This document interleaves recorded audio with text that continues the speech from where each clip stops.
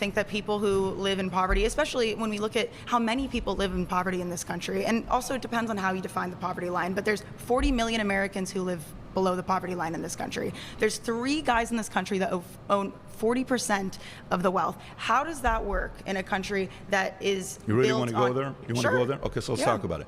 So when we talk about the rich people at the top, okay, and you say, well, the rich don't pay enough taxes. You know what the bottom 50% of taxpayers in America pay towards the revenue that the government gets in taxes? I'm sure it's going to be very little. Do you know what the bottom 50% pays? Yeah, give it. Here we go.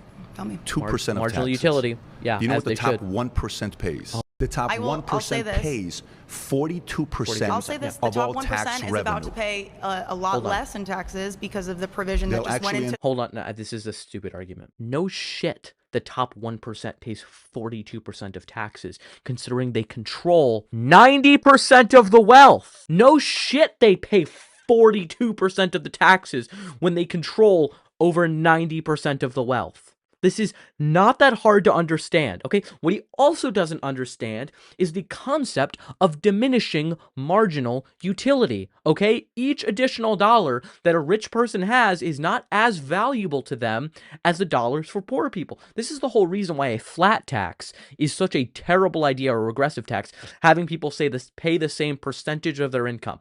If someone who is making $30 million a year has to pay a flat 3% tax of $3 million, that's going to hurt them a lot less than someone who's making $30,000 a year who has to pay $3,000.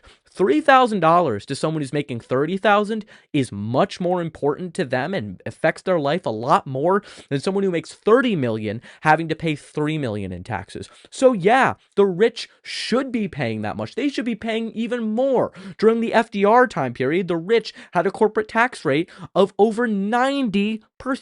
Yeah, they should be paying that much money. This whole idea of, oh my God, they're paying such a disproportionate amount. Yeah, it's not disproportionate enough considering how disproportionate the wealth is. When you have a disproportionate amount of wealth, you should be paying a disproportionate amount in taxes. And I would argue that the disproportionateness, if that's a word, of the taxes you pay should be in line with the disproportionate amount of wealth that you have.